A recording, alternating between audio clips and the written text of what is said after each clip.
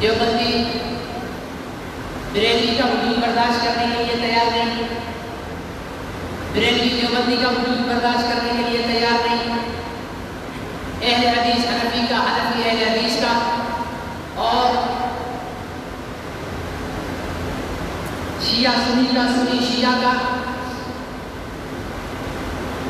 ایک دوسرے کے لیے ایسے بنے ہوئے ہیں جیسے کوئی صدیوں پرانی خاندانی لڑائی چل رہی ہے ان کی،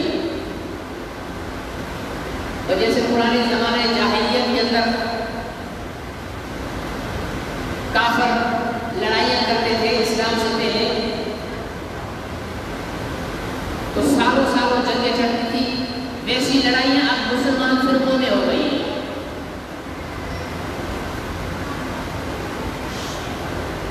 اور مزے کی بات یہ ہے کہ سب سے زیادہ جن دو گروہوں میں لڑائی پائی جاتی ہے وہ دونوں گروہ صحابہ اور اہل بیت کے نام کو استعمال کرتے ہیں، ٹھیک ہے نا؟ میری مراد شیعہ اور سنی صحابہ کا نام لے کر شیعوں کو قتل کرنے کو ثواب سمجھتے ہیں، اور شیعہ اہل بیت کا نام لے کر سنیوں کو قتل کرنے کو عبادت سمجھتا ہے۔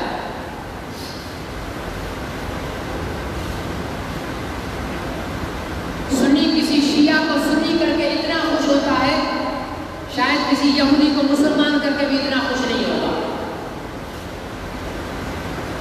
اور شیعہ کسی سنی کو شیعہ بنا کر اتنا خوش ہوتا ہے کہ شاید کسی عیسائی کو مسلمان بنا کر بھی اتنا خوش نہ ہوگا۔ شیعہ کی نظر میں یہودی اور عیسائی ہندو سکھ کا کفر اتنا سنگین نہیں ہے جتنا سنی کا کفر سنگین ہے، اور سنی کی نظر میں ہندو عیسائی سکھ یہودی کا کفر اتنا سنگین نہیں ہے جتنا شیعہ کا کفر سنگین ہے۔ بات یہاں تک پہنچ چکی ہے۔ اور دونوں طرف کے مذہبی رہنما اس آگ میں تیل ڈالتے رہتے ہیں، ٹھیک ہے نا؟ دونوں طرف سے ڈالتے ہیں۔ میں صرف یہ نہیں کہوں گا کہ شیعہ کی طرف سے ہوتا ہے، ہمارے سنیوں کی طرف سے نہیں ہوتا ہے۔ ہمارے سنیوں کے اندر بھی یہ عنصر موجود ہے، تیل ڈالتے ہیں، گرماتے ہیں، لڑاتے ہیں، کچھ لاشیں ادھر گریں، کچھ لاشیں ادھر گریں، پھر سمجھتے ہیں کہ اسلام کا نام بلند ہو گیا، اسلام کی خدمت ہو گئی، قرآن و سنت کی بالادستی ہو گئی۔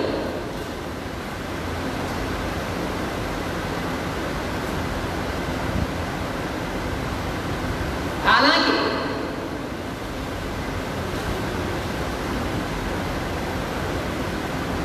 اہل بیت اور صحابہ اکرام میں جتنا گہرا آپس میں تعلق تھا، اگر اہل بیت اور صحابہ اکرام سے محبت کرنے والے سچے محبت کرتے ہوں تو یہ بھی آپس میں تعلق بنا لیں۔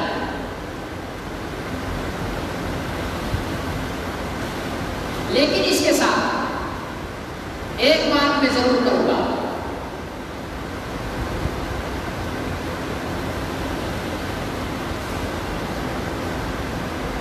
میری اس بات کو فرقہ واریت میں نہیں لیجیے گا، اور ویسے بھی آپ حضرات جانتے ہیں کہ فرقہ واریت کا جتنا شدید مخالف میں ہوں،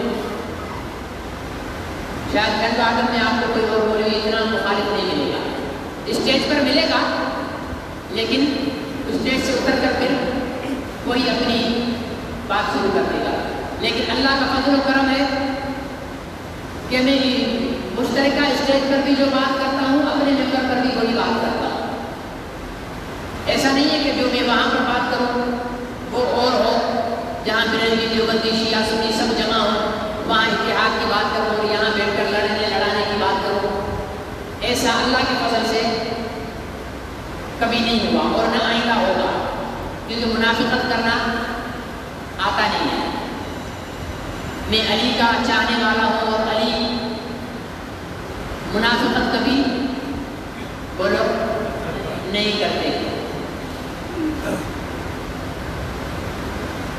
لیکن ایک بات میں کہوں گا بحیثیت مسلمان ہونے کے کہ یہ شیعہ سنی لڑائی شروع کیوں ہوتی ہے؟ شیعہ سنی لڑائی شروع کیوں ہوتی ہے؟ سوچنے والی بات. آپ سے میں ایک سوال کرتا ہوں. دو آدمی بیٹھے ہوئے ہیں، ٹھیک ہے جی،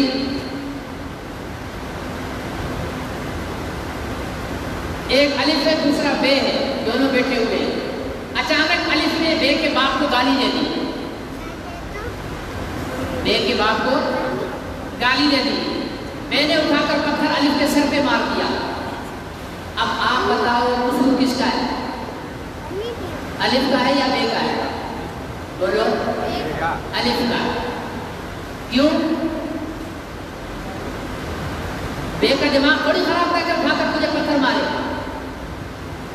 سمجھ آ رہی ہے بات یا اوپر سے جا رہی ہے؟ سمجھنا، بڑی گہرائی کے ساتھ سوچنا میرے الفاظ کا.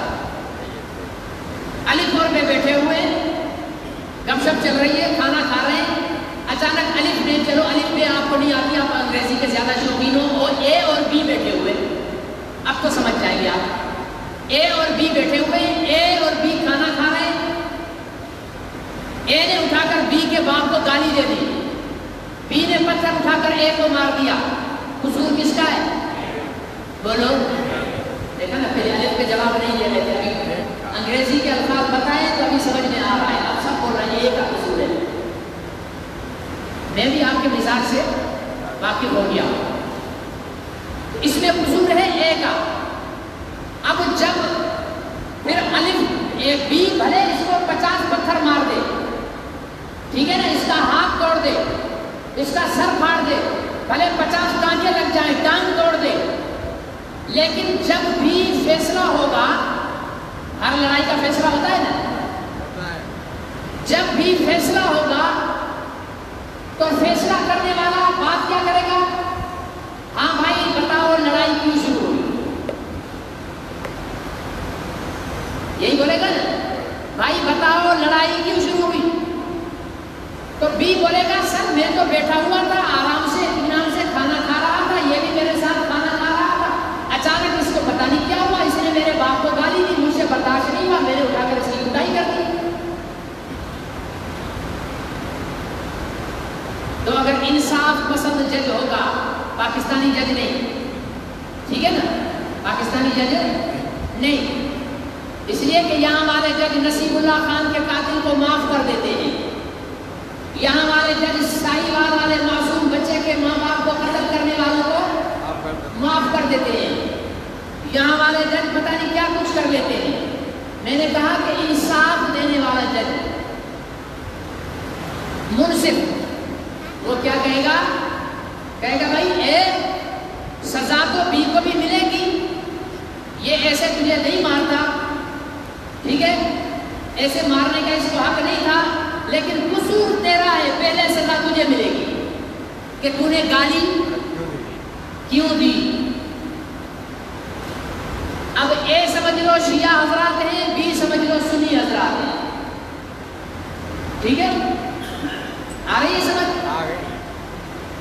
ہم اہل سنت ہیں، ٹھیک ہے نا، کہو الحمدللہ، ہم سب سنی مسلمان ہیں، ٹھیک ہے. سنی کوئی بھی حضرت علی کو گالی دے گا؟ جو نہیں دے گا وہ بولے. سنی کوئی بھی حضرت فاطمہ الزہرا کو گالی دے گا؟ سنی کوئی بھی حضرت حسن کو گالی دے گا؟ سنی کوئی بھی حضرت حسین کو گالی دے گا؟ سنی کوئی بھی امام زین العابدین کو گالی دے گا؟ سنی کوئی بھی امام جعفر صادق کو گالی دے گا؟ نہیں دے گا. بلکہ سنی کو کوئی بھی سنی سچے مستند اہل بیت رسول کے آج کے کسی انسان کو بھی گالی نہیں دے گا. پھر لڑائی کیسی تھی؟ پھر لڑائی کیسی؟ سنی تو کوئی گالی نہیں دیتا. لڑائی تب شروع ہو جاتی ہے جب شیعہ حضرات یہ کہنے لگتے ہیں کہ ابو بکر صدیق کا نام زمین پر لکھ کر اس پر جوتے پہن کر کھڑے ہوتے ہیں. لڑائی تب شروع ہوتی ہے جب کتوں پر حضرات شیخین کا نام لکھ کر گلیوں میں چھوڑے جاتے ہیں. لڑائی تب شروع ہوتی ہے جب شیعہ حضرات کا ذاکر مستی میں آ کر حضرت علی کی محبت کا نعرہ لگا کر ابو بکر اور عمر کو گالی دیتا ہے.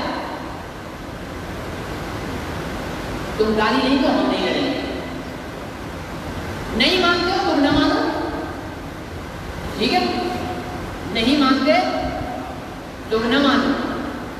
ابو بکر کو پہلا خلیفہ نہیں مانتے ہو, نہ مانو. عمر کو دوسرا خلیفہ نہیں مانتے ہو, نہ مانو. علی عثمان کو تیسرا خلیفہ نہیں مانتے ہو, نہ مانو. تم علی کو فضیلت دیتے ہو, دیتے رہو. ہمیں اپنے جسمانی باپ اتنے عزیز نہیں ہے جتنے ابو بکر عمر عثمان علی عزیز ہیں. صحیح ہے یا غلط ہے؟ اگر ہم اپنے جسمانی باپ کو گالی دینے والے پر ہاتھ اٹھا سکتے ہیں, مشتعل ہو سکتے ہیں, تو اپنے روحانی باپ ابو بکر عمر عثمان علی کو گالی دینے والے پر بھی مشتعل. یہ غصہ فطری ہے, کسی کے پاس نہیں لے جاؤ. اس لیے میری شیعہ حضرات سے گزارش ہے, پاکستان آپ کا بھی ہے, میرا بھی ہے, ہمارا بھی ہے. صحیح ہے غلط ہے؟ پاکستان میں رہنے والے سب لوگوں کا ملک ہے. پاکستان کے امن کے لیے آپ ابو بکر عمر عثمان کو گالی دینا بند کر دو. امیر معاویہ کو گالی دینا بند کر دو. اس لیے کہ صحابہ جتنے بھی ہیں وہ جنتی ہیں. صحابہ کیا ہیں؟ بولو. اور اہل بیت بھی جنتی ہیں. ہماری ایک آنکھ صحابہ ہے تو دوسری آنکھ اہل بیت ہے. آپ کو ایک آنکھ 1 لاکھ روپے میں دے دو کہ نکال کر؟ ہاں, دائیں یا بائیں؟ آنکھ تو آنکھ ہے, ادھر والی ہو یا ادھر والی. جس طرح انسان کو اپنی دونوں آنکھیں پیاری ہیں, اسی طرح ہمیں رسول پاک صلی اللہ علیہ وسلم کے یہ دونوں رشتے پیارے ہیں.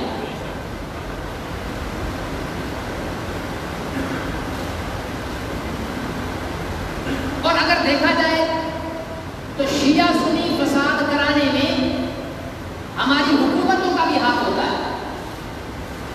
ہماری دیکھو نا, سگے باپ کے 2 بیٹے ہوں, سگے باپ کے 2 بیٹے ہوں, ایک دونوں کو کہا جائے بیٹھ جاؤ, دونوں بیٹھ گئے. ایک اٹھا کے لگا باجی پانی پی لوں, نہیں بیٹھ جا. دوسرا کہنے لگا باجی پانی پی لوں, جا بیٹا پی جاؤ. ایک بیٹا بولے باجی مجھے نیند آ رہی, لیٹ جاؤں, نہیں بیٹھ جاؤ. دوسرا بیٹا بولے باجی مجھے نیند آ رہی, سو جاؤ بیٹا, سو جاؤ.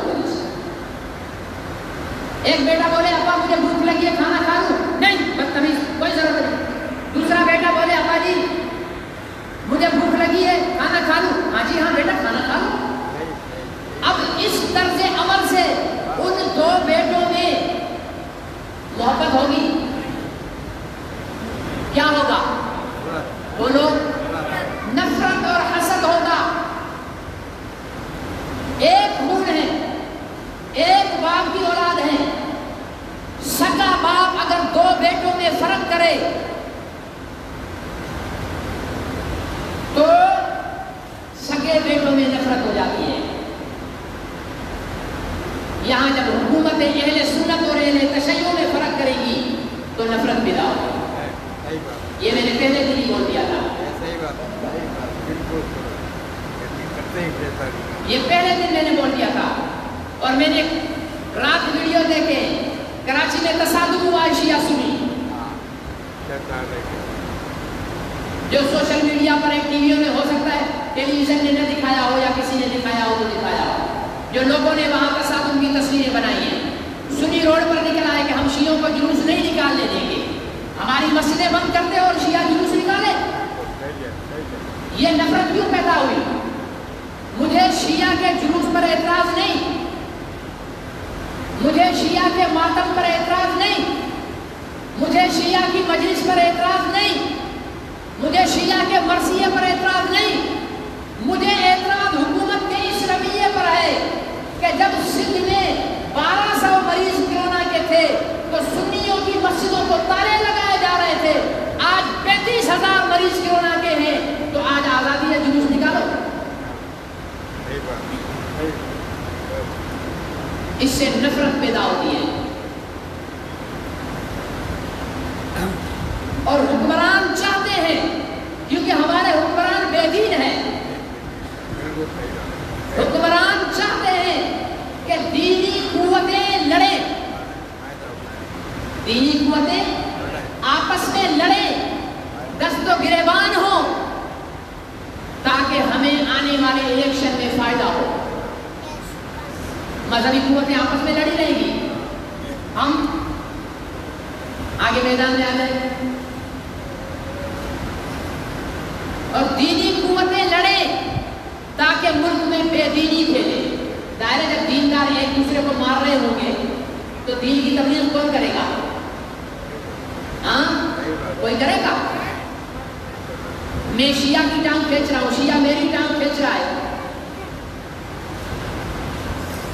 تو دین کی بات پھر کون کرے گا؟ اس لیے ہم مسلمانوں کو، خاص طور پر ہم اہل سنت کو، انتہائی اس موقع پر صبر اور تحمل سے کام لینا چاہیے. جذباتی مت بنے. اس دو رنگی پر، حکومت کی اس دو رنگی پر اپنی نفرت کا رخ حکومت کی طرف پھیرو، شیعہ سنی لڑائی کی طرف مت لے جاؤ، ملک کا نقصان ہوگا. ٹھیک ہے جی. اور ویسے تو اب تو پاکستان کے اندر تو کورونا کو ایسا تماشا بنا دیا گیا ہے، ایسا تماشا بنا دیا گیا ہے کہ الامان والا کچھ. کبھی کبھی تو شک گزرتا ہے کہ پتہ نہیں کورونا ہے بھی صحیح یا ایویں ڈرامہ ہے. کبھی کبھی وہ لوگ مجھے سچے لگتے ہیں جو اب بھی ڈٹے ہوئے کہتے ہیں مولوی صاحب آپ بھلے نہ مانو لیکن ایک دن یہ بات کھلے گی کہ یہ سارا ڈرامہ تھا. اب بھی ہیں ایسے لوگ ڈٹے ہوئے اپنے موقف پر. ہم پھر بھی تھوڑا ڈر جاتے ہیں کہ یار ہو سکتا ہے بیماری اور ہم بیماری کو ڈرامہ کر دیں. کل خود پڑے ہوئے ہوں، اللہ پاک دعا کرے ہر ایک مسلمان کو اپنی عبادت میں رکھے، سب کو صحت عطا فرمائے.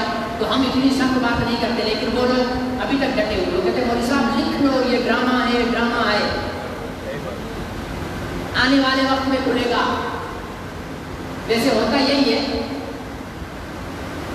30 سال پہلے والی باتیں کوئی جرنیل، کوئی سیاستدان اپنی آپ بیٹی کتاب لکھ دیتا ہے، اس میں رات مارچ کر دیتا ہے سارے. اب بیٹھ کر 30 سال انتظار کرو، جو زندہ ہوگا تو کرونا کی کہانی بھی کسی سیاستدان کی آپ بیٹی میں آ جائے گی کہ واقعی تھی یا کھیل تھا. ویسے سوالات ضرور اٹھتے ہیں. اگر کرونا واقعی پھیلنے والی بیماری ہے، ٹھیک ہے نا، اگر کرونا واقعی پھیلنے والی بیماری ہے تو لاک ڈاؤن ختم کیوں؟ سوال بنتا ہے نہیں بنتا ہے؟ مت میں اپیل نہیں کرنے والا ہوں تاکہ سارے بیچارے گھبرا گئے مولوی صاحب لاک ڈاؤن کے خلاف ہو گئے. میں ایک بات سمجھا رہا ہوں، اگر کرونا پھیلنے والی بیماری ہے اور اس کے اثرات ہیں تو لاک ڈاؤن ختم کیوں ہوا؟ ایک بھی دکان کیوں کھلی؟ ایک بھی شہری گھر سے کیوں نکلا؟ اور اگر لاک ڈاؤن ختم ہوا تو کرونا کہاں گئی؟ سوچنے والی بات ہے نا. حکومت نے فیصلہ کیا ہے کہ جناب 3 دن سخت لاک ڈاؤن ہوگا اور 4 دن مارکیٹیں کھلی ہوگی. سوچنے کی بات ہے کہ اب ہمارے ملک میں بیماری بھی اتنی عقل مند کہ وہ 3 دن گشت پہ نکلے گی، ٹھیک ہے نا، جمعہ ہفتہ اتوار، اور پیر کی صبح سویرے سحری کر کے اپنے گھر چلی جائے گی، کیونکہ اب روزے داروں نے پھر دکانیں کھولنی ہیں۔ یہ جو ڈبل پالیسیاں ہمارے حکمران ہماری قوم کے ساتھ تماشا، بھائی لاک ڈاؤن ہے، اپنی عیاشیاں چھوڑو، اپنی شراب نوشیاں چھوڑو، اپنی 2-2 کروڑ کی گاڑیوں میں بیٹھنا چھوڑو، اپنے سی ایم اور پی ایم ہاؤس کے باغیچوں کے پھول جو کروڑوں روپے میں لگا رہے ہو ان کو گولی مارو، تم بھی اتنا کھاؤ جتنا عوام کھا رہا ہے، پورے ملک کو بند کر دو، ہر ایک شہری کے گھر پہ اس کے کھانے پینے کی ضروریات کی چیزیں پہنچاؤ، لاک ڈاؤن ہو جائے گا۔ اگر واقعی بیماری ہے، صحیح ہے غلط ہے؟ ٹنڈو آدم کے اگر 3 لاکھ آدمی ہیں، 3 لاکھ میں چلو ہم 70,000 گھر گن لیتے، کتنے گھر؟ اگر ٹنڈو آدم کے 70,000 گھروں میں آٹا، چینی، گھی، دودھ، چائے پتی، ٹھیک ہے نا جی، اور دودھ، دہی، عید کے کپڑے، ہاں فیملی کے لیڈیز کپڑے، ان کے جوتے، ساری چیزیں گورنمنٹ کی طرف سے پہنچ جائیں، آپ سے پوچھتا ہوں، اگر آپ لوگوں کے گھر پہ جو دکاندار بیٹھے ہوئے وہ بھی، اگر آپ کے گھر پہ پورا A to Z راشن پہنچ جائے، A to Z عید کی سامان پہنچ جائے، ٹھیک ہے، ہر چیز آپ کو بیٹھے بٹھائے گھر پہ مل جائے، آپ دکان کھولو گے؟ بولو، دکاندار کا دماغ خراب ہے؟ روزے میں گرمی میں اسے سارا کچھ گھر پہ ملے اور وہ دکان کھولنے جائے؟ وہ پیٹ کے ہاتھوں مجبور ہے۔ آپ لوگ حکمرانوں لاک ڈاؤن تو کرواتے ہو، لیکن عوام کے پیٹ کا بھی یہ 12-12 ہزار کے چیک تقسیم کر دیے، بہت بڑا پہاڑ توڑ دیا، 10 کلو کے آٹے کا تھیلا پکڑا دیا، بہت بڑا 10 کلو، تم بھی گھر میں 10 کلو آٹا کتنے دن چلاتے ہو عیاش حکمرانوں؟ 12,000 روپے تم کتنے دن چلاتے ہو؟ تمہارے 1 گھنٹے کے گاڑی کا پیٹرول 12,000 روپے میں چل جاتا ہے، قوم کے ساتھ مذاق کرتے ہو 12,000 روپے دے کر کہ لاک ڈاؤن کے لیے ہم نے جو ہے وہ تقسیم کر دیا ہے۔ مسلمان حکمران وہ ہوتا ہے، سیدنا ابو بکر صدیق رضی اللہ تعالیٰ عنہ فرمایا کہ اگر میری تنخواہ سے، اپنی تنخواہ کتنی رکھی تھی؟ جتنی مدینہ منورہ کے عام مزدور کی مزدوری تھی، کتنی؟ عام مزدور کی، گورنمنٹ نے مزدوروں کی مزدوری 15,000 روپے مقرر کی ہوئی ہے، اس لیے ہمارے وزیروں، مشیروں، MLA، MPs کو 15,000 روپے سے زیادہ، اگر ان لوگوں کا گزارا 15,000 میں نہ ہو تو پہلے مزدور کی مزدوری بڑھائیں، جتنے پیسوں میں مزدور کا گزارا ہو اتنی تنخواہ اپنی رکھیں، یہ ہے انصاف، یہ ہے ریاست مدینہ۔ حضرت ابوبکر نے فرمایا جس دن میری تنخواہ سے میرا گزر سفر نہ ہو سکا، جتنا خرچہ میرے گزر سفر میں زیادہ لگے گا، اس دن سے میں مزدوروں کی تنخواہ اتنی بڑھا دوں گا۔ یہ ہے، یہ سہولت پیدا کرو، آپ یہ سہولت بھی پیدا نہیں کر رہے ہو، ٹھیک ہے نا جی؟ آپ ایک طبقے کو مارتے ہو، ایک طبقے کو آزادی دیتے ہو، کبھی کھلواتے ہو، کبھی بند کرواتے ہو، کبھی وفاق کھولتا ہے، کبھی صوبہ بند کرتا ہے، کبھی صوبہ کھولتا ہے تو وفاق بند کرتا ہے، کبھی ڈاکٹر پریس کانفرنس کرنے لگ جاتے ہیں۔ مجھے تو حیرانگی ہو گئی ہے، جب تراویح کی آزادی ملی تو فوراً ڈاکٹروں نے اسٹیج سجا لیا، جی بند کرو بیماری پھیل جائے۔ الحمدللہ آج تک مسجد سے کوئی کورونا کا مریض نہیں گیا ہے. صحیح ہے یا غلط ہے؟ اور نہیں جائے گا. کیوں نہیں جائے گا؟ اس لیے کہ یہ مسجد دنیا کے سب سے بڑے حکیم کے گھر ہیں. یہ مسجد دنیا کے سب سے بڑے طبیب کے گھر ہیں. یہ مسجد بیماریوں کو پیدا کرنے والے کے گھر ہیں. وہ اپنے گھر میں بیماری کو نہیں لائے گا. تم بھلے ہندی چندی ملاتے رہو, تم بھلے سائنس کی باتیں کرتے رہو, لیکن ایمان بھی تو کوئی چیز ہے, کلمہ بھی تو کوئی چیز ہے, مسجد کا تقدس بھی تو کوئی چیز ہے, نماز کی اوقات بھی تو کوئی چیز ہے.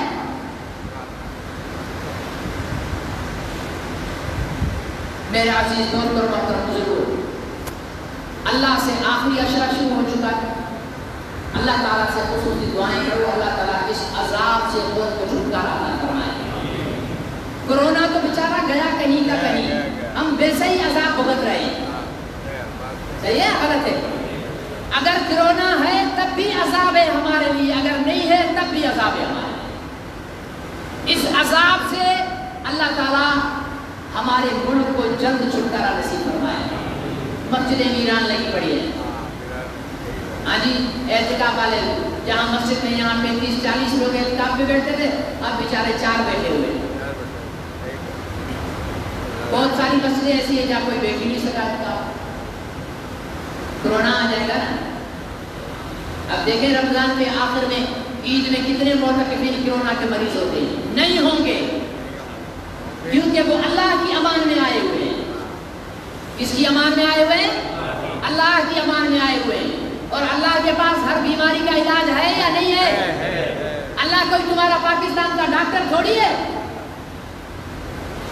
اللہ اللہ ہے, وہ اول ہے, وہ آخر ہے, وہ ظاہر ہے, وہ باطن ہے, وہ قادر ہے, وہ قدیر ہے, وہ ذو الجلال والاکرام ہے, وہ مالک الملک ہے. اس کے پاور کو تم نے سمجھا نہیں ہے. ایک بیماری تھوڑی سی چھوڑی ہے, پوری دنیا ہل کر رہ گئی ہے. اس کی طاقت کو سمجھو, اس کے آگے آؤ, آخری عشرے کو قیمتی بناؤ. روزے رکھے ہوئے ہیں تو الحمدللہ, نہیں رکھے ہوئے ہیں تو باقی دنوں میں روزے رکھو. نماز کی پابندی کرو, توبہ استغفار کی کثرت کرو, گناہوں سے بچو. مجھے کہنے لگے مولوی صاحب دکانداروں نے بھی حساب چکانے کے لیے ٹھان لیے. بھائی کیا ہوا؟ کہنے لگے جو 800 کا جوڑا ملتا تھا اب وہ 1600 کا مل رہا ہے. میں نے کہا بھائی ایسا کیوں؟ کہنے لگے جی اتنے دن کاروبار بند رہا ہے تو اب انہوں نے اپنا بیلنس تو برابر کرنا ہے. یہ حرام ہے. کسی کی ناجائز کمزوری کا فائدہ اٹھا کر اپنی جیب کا بیلنس پورا کرنا یہ حرام ہے. یہ قبر میں سانپ اور بچھو بنیں گے.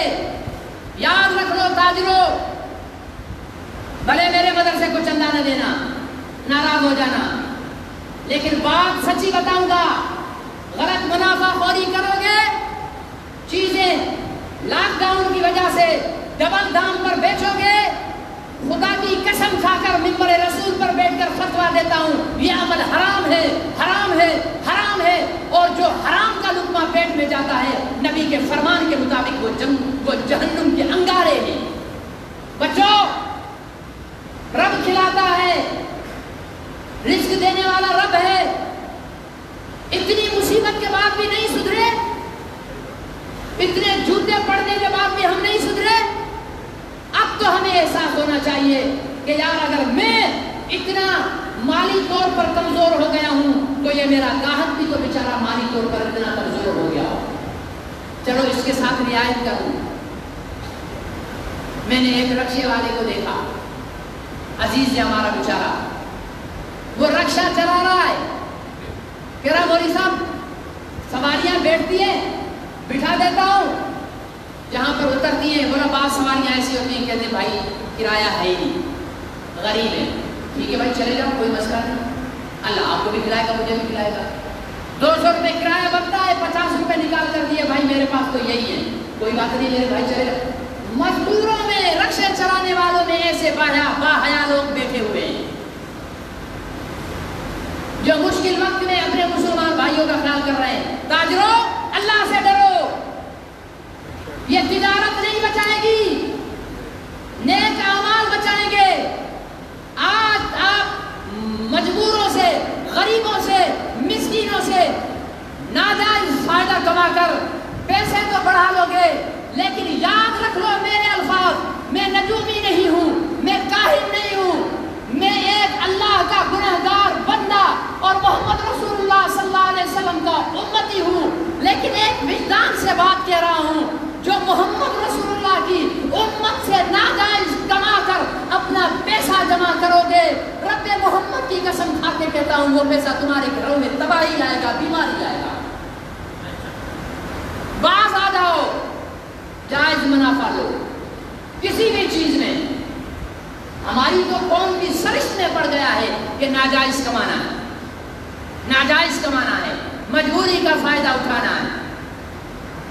बाज आ जाओ, अल्लाह से तौबा इस्तिग़फ़ार करो, ये जहन्नुम से छुटकारे का अशरा है। किसका अशरा है? जहन्नुम से छुटकारे का अशरा है। जहन्नुम से छुटकारा चाहते हो तो अल्लाह के आगे तौबा इस्तिग़फ़ार करो। जरूरी नहीं है रातों को जागने के लिए मस्जिद में आओ, घर में भी जाग लो।